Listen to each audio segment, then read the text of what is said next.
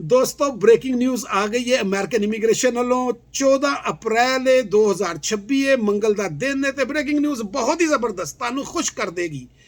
अज की breaking news के विच जनाबे आला की आया है, मई का वीज़ा बुलेटिन आ गया है और ऐसिया तब्दीलियां आईयां ने कि तुहाडा दिल खुश हो जाएगा।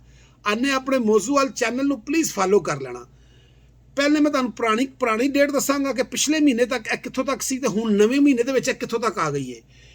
F1 कैटेगरी पिछले महीने तक हैगी सी 1 मई 2017 तक हैगा सी। हुण ओह वध के चली गई है जनाब 1 सितंबर 2017 5वें महीने तो सीधा जंप ला के 9वें महीने ते चली गई है। दूसरा महीना है मुसलसल उत्ते जा रहा है। अगली कैटेगरी F2A पिछले महीने तक हैगी सी 1 फरवरी 2024 सीधा ही जंप मार के गई है जनाब 1 अगस्त 2024। दूसरे महीने तो 8वें महीने 6 महीने का F2A वाले फर्क पै गया। बहुत मुबारक हो F2A वाले तुहानू।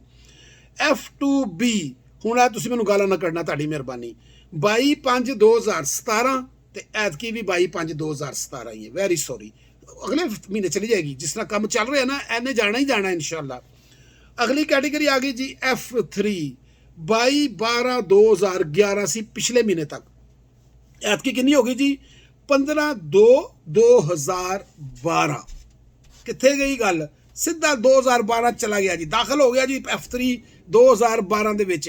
हुण देखी जाओ अगली कैटेगरी जिहदा जनाब सब नूं इंतजार होंदा है, भैन भरावां दी कैटेगरी F4 कैटेगरी पिछले महीने तक जंप ला के आई सी। जनवरी तो 8/6/2008 आ गई सी। 6 महीने जनवरी तो लैके तो जून तक तकरीबन 5 महीने का जंप लाया। तो ऐतकी कित्थे गई जनाब 8/6/2008 तो चली गई 15/9/2008 जून तो सीधा सितंबर चली गई। कल परसों ही मेरे को कोई पुछता पिया जी सितंबर वाले की वारी कदों आएगी। लो जी, अगर तुम वीडियो देख लो तो तुहानू भी मुबारक होए और सारे सितंबर वाले तक मुबारक होए कि एकदम जंप लगा है। तो यह जनाब आ गया जे 15/9/2008।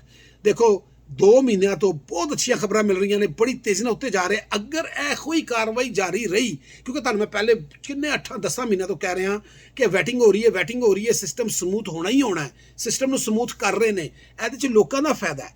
आरजी तौर पर तुहानू लग रहा है कि जी बड़ा स्लो है, लेकिन देख लो 6 महीने स्लो रहा, हम 2 महीने हो गए ने, एकदम गेम कित्थे दी कित्थे पहुंचती जा रही है।